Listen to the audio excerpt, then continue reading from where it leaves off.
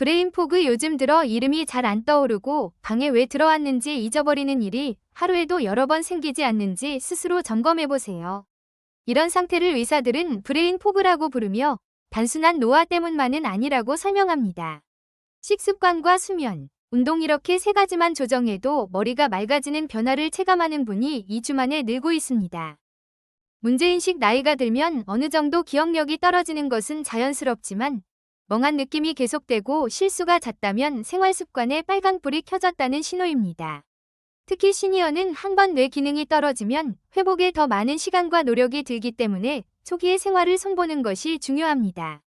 병원 검사에서 특별한 이상이 없어도 피로와 집중력 저하는 식사 시간, 잠 시간, 움직임 패턴이 엉켜 있을 때 자주 나타납니다. 뇌연료뇌는 체중의 일부에 불과하지만 몸에서 쓰는 에너지의 약 5분의 1을 소비한다고 알려져 있습니다.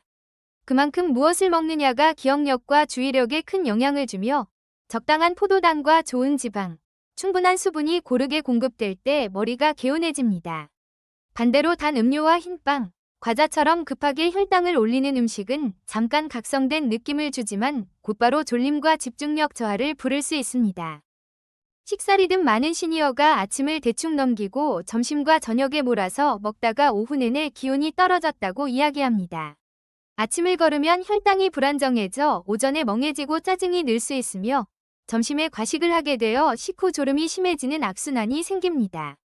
규칙적인 세끼 식사와 비슷한 시간에 먹는 습관은 뇌에 일정하게 연료를 공급하여 하루 내내 안정된 집중력을 유지하는 데 도움이 됩니다. 단백질 섭취 연구에 따르면 시니어의 상당수가 하루 단백질 권장량에 못 미치는 식사를 하고 있으며 이는 근육뿐 아니라 뇌기능 저하와도 관련이 있습니다. 단백질은 신경 전달 물질을 만드는 재료가 되어 기분과 집중력, 수면의 질에까지 영향을 줍니다. 매 끼니마다 달걀, 생선, 두부, 콩, 살코기 중 한 가지 이상을 손바닥 크기 정도 포함하면 기본 요구량을 채우는 데 도움이 됩니다.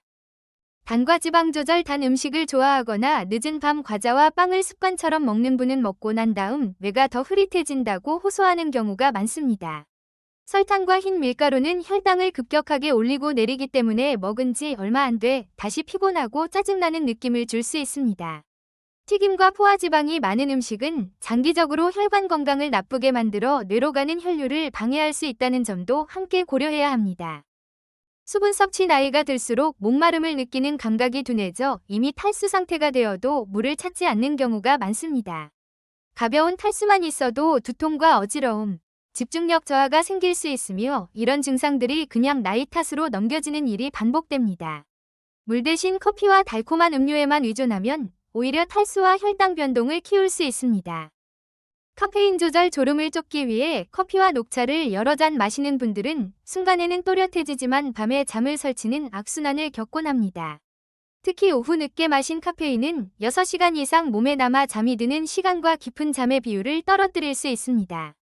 수면이 나빠지면 다음날 더 피곤해져 또다시 카페인에 의존하게 되며 결국 뇌는 제대로 쉬지 못한 채 계속 과로 상태가 됩니다. 수면은 단순히 피로를 푸는 시간을 넘어 뇌 속 노폐물을 청소하는 중요한 과정이라고 연구에서 설명합니다. 깊은 잠 동안 뇌에서는 낮 동안 쌓인 단백질 찌꺼기와 노폐물을 치우는 시스템이 활발히 작동합니다. 잠을 자주 깨거나 짧게 자면 이 청소 과정이 충분히 이루어지지 않아 다음날 머리가 무겁고 멍한 느낌이 계속될 수 있습니다. 수면 시간 시니어에게 필요한 수면 시간은 사람마다 다르지만 대체로 6시간에서 8시간 사이에서 가장 개운함을 느끼는 경우가 많습니다. 너무 적게 자면 기억력과 판단력이 떨어지고 지나치게 오래 누워만 있어도 오히려 몸이 더 무거워질 수 있습니다.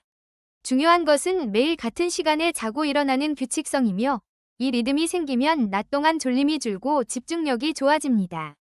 수면 환경 잠이 들기 어렵다고 말하는 시니어의 방을 살펴보면 TV와 스마트폰 불빛, 뒤늦게 보는 뉴스와 자극적인 영상이 밤까지 이어진 경우가 많습니다. 강한 빛과 자극적인 정보는 뇌를 각성 상태로 만들어 잠에 드는 시간을 늦추고 얕은 잠을 유발합니다.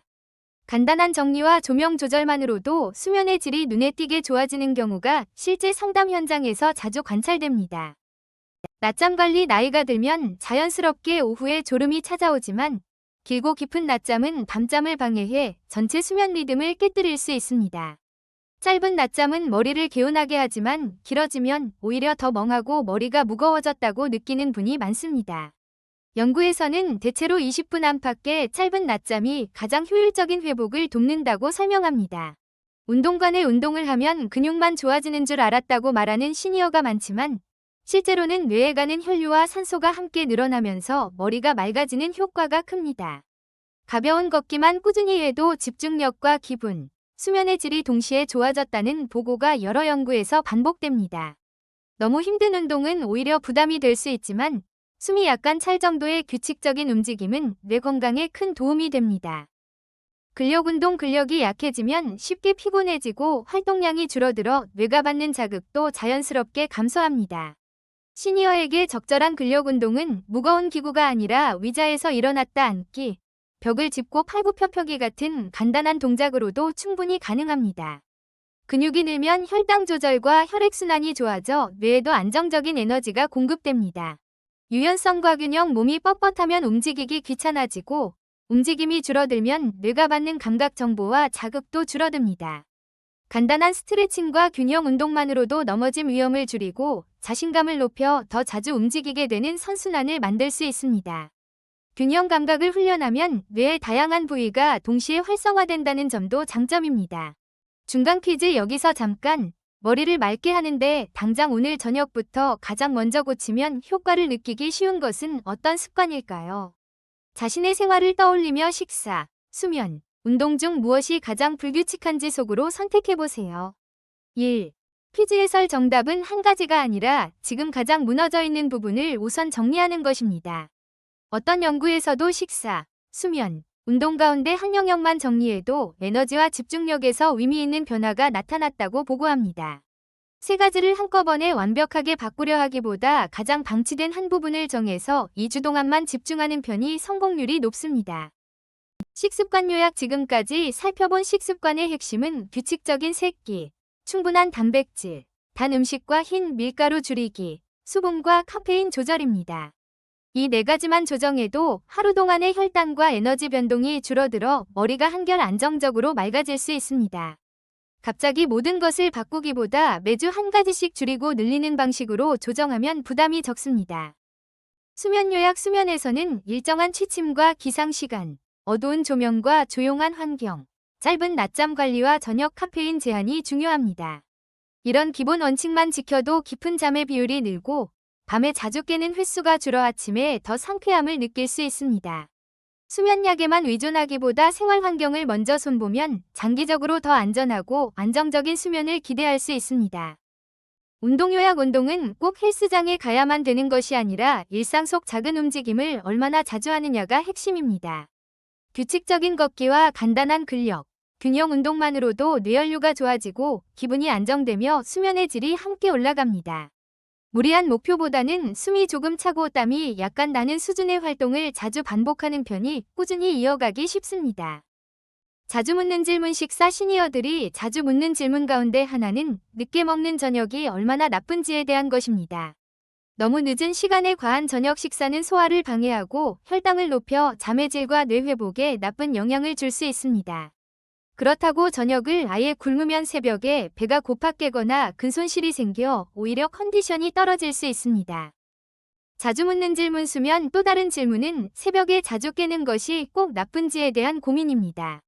나이가 들면 깊은 잠의 비율이 줄어 새벽에 한두 번 깨는 것은 비교적 흔하지만 다시 잠들기까지 오래 걸리면 낮 컨디션에 영향을 줄 수 있습니다. 이때 침대에서 오래 뒤척이기보다 조용히 일어나 짧은 독서나 가벼운 스트레칭을 하고 졸음이 오면 다시 눕는 편이 도움이 될 수 있습니다. 자주 묻는 질문. 운동. 무릎이나 허리가 아파서 운동을 못하겠다는 걱정도 자주 들립니다. 실제로 통증이 있을 때 무리한 걷기와 계단 오르기는 상태를 악화시킬 수 있으나 전혀 움직이지 않는 것 역시 통증을 더 오래가게 만듭니다. 관절에 부담이 적은 실내 자전거, 물속 걷기, 의자 체조처럼 무게를 분산시키는 운동을 선택하면 통증 관리와 뇌 건강을 동시에 챙길 수 있습니다. 자주 묻는 질문. 약물 복용 중인 약이 많을수록 졸림과 멍한 느낌을 호소하는 시니어가 늘어나는 것도 중요한 문제입니다.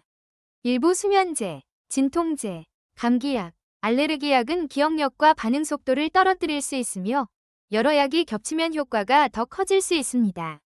약을 갑자기 끊는 것은 위험하지만 의료진과 상의해 불필요한 약을 줄이거나 복용 시간을 조절하면 머리가 한결 가벼워졌다고 말하는 분이 많습니다.